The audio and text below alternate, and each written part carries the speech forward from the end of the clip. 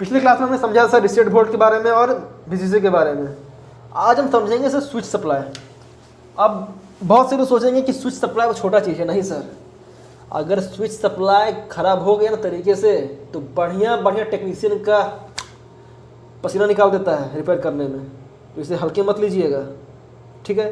क्योंकि सर मैं जो रिपेयरिंग सिखाता हूँ वो मैं रेजिस्टेंस के तरफ, पीएफ के तरफ, जिनर की तरफ मैं एकदम चीप लेवल का रिपेयरिंग सिखाता हूँ, चीप लेवल का, ठीक है।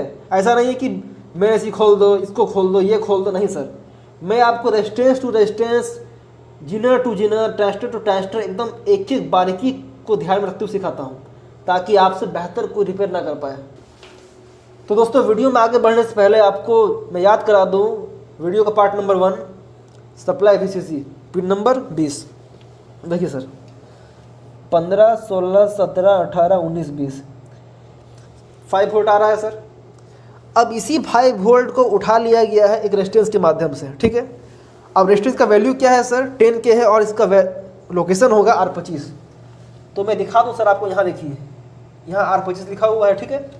तो अगर आप चेक करेंगे R25 के ऊपर, यहाँ पे आपको सेम वोल्ट मिलेगा दोनों साइड, ठीक है। तो पिन नंबर 20 से ही R25 का वोल्ट उठाया गया है, ठीक है, इस रेजिस्टेंस के माध्यम से। तो पिन नंबर 20 से वोल्ट गया आपका इस रेजिस्टेंस के ऊपर, ठीक है, और इस रेजिस्टेंस से होते हुए चला गया पिन नंबर 17 के ऊपर। देखिए 15, 16, 17, ठीक है।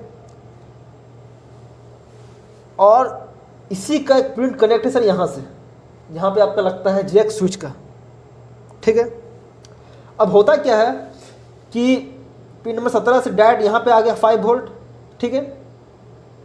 यानी कि पिन नंबर 20 से इस रेजिस्टेंस के माध्यम से पिन नंबर 17 पे आया 5 वोल्ट, और पिन नंबर 17 से डायरेक्ट आ गया है यहाँ पे 5 वोल्ट, ठीक है। और इसका जो अगला पिन है सर वो कनेक्ट है ग्राउंड से। चेक कैसे करेंगे, तो मैं पहले कर लेता हूँ इसको डिस्कनेक्ट। अब मेरा मीटर का एक प्रोब कनेक्ट है ग्राउंड से, ठीक है। अगर मैं यहाँ चेक करूँ तो देखिए मेरा मल्टीमीटर बजर बोल रहा है, यानी कि ये मेरा ग्राउंड का पिन है, ठीक है। तो ये पिन ग्राउंड का है, ये पिन हमारा है स्विच का। तो होता क्या है सर, जब ये 5 वोल्ट ये ग्राउंड आपस में टच होता है तो पीसीबी ऑफ हो जाता है। देखिए आवाज़ क्या रिले ऑफ हो गया, छोड़ दूंगा ऑन हो गया, सटा दिया ऑफ हो गया, छोड़ दिया ऑन हो गया, ठीक है। अब यहाँ समझिए सर 15, 16, 17 5 वोल्ट आ रहा है, ठीक है। अब ध्यान दीजिए, जैसे मैं यहाँ टच करूँगा सप्लाई भाग गया, पीसीबी ऑफ हो गया, ठीक है। अब यहाँ पे वोल्ट नहीं बन रहा है, ठीक है। अब देखिए 17 यहाँ है, 18, 19, 20, ये क्या है, सप्लाई आ रहा है 20 पे और 17 पे नहीं आ रहा है। मतलब अगर पिन नंबर 20 का सप्लाई उठा के दिया हूँ 17 को, ठीक है, और 17 पे मैं पहुँचा दिया ग्राउंड को यहाँ से, तब तो 17 पे वोल्ट बनना बंद हो गया। मगर 20 पे क्यों नहीं हुआ, क्योंकि सर 20 से 17 पे आने के लिए लगा हुआ है रेजिस्टेंस R25 पे।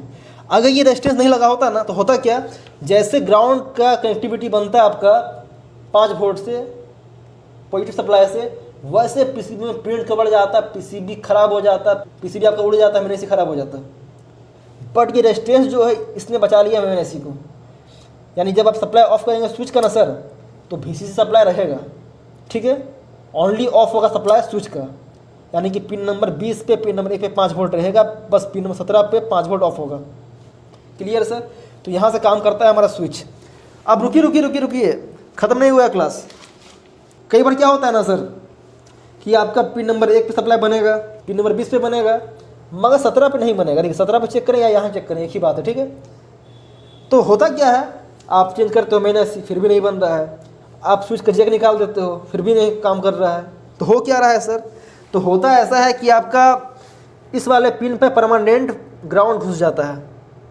आप परमानेंट ग्राउंड कैसे घुसता है सर, तो यहाँ सिस्टम ऐसा है सर जी कि इसका जो ये वाला लेग है, ठीक है, 5 वोल्ट का लेग, ये लेग आपका कनेक्ट है एक पीएफ से, ठीक है। पीएफ कहाँ है, पीएफ आपका यहाँ पे देखिए लिखा होगा C7, लिखा हुआ है C7।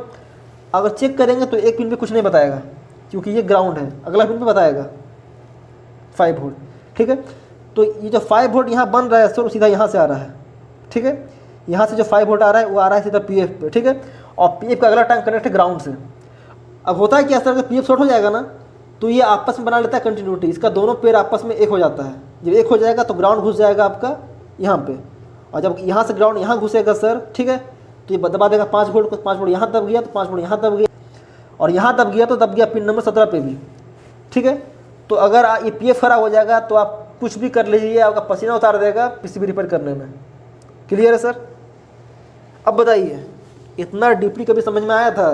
और दोस्तों, अगर आप लोग ऑनलाइन इन्वर्टर रिपेयरिंग क्लास करना चाहते हो तो आप नीचे डिस्क्रिप्शन में जाके मेरे व्हाट्सएप नंबर पे अपना नाम और फुल एड्रेस लिख के सेंड कर सकते हो, ठीक है। वहाँ पे मैं आपको क्लास की सारी जानकारी दे दूंगा। और मैं बता दूं सर, मैं नॉर्मल बोर्ड से लेकर डीप बोर्ड से लेकर एसएमडी बोर्ड, टोटल बोर्ड के ऊपर क्लास करवाऊंगा, टोटल बोर्ड के ऊपर, ठीक है, प्रैक्टिकल एंड डायग्राम के साथ। उसके बाद आपका हाथ पकड़ने वाला आपके एरिया में कोई मैकेनिक नहीं होगा, दैट्स माई प्रॉमिस। तो मिलता हूँ नेक्स्ट वीडियो में, तब तक के लिए जय हिंद, जय भारत।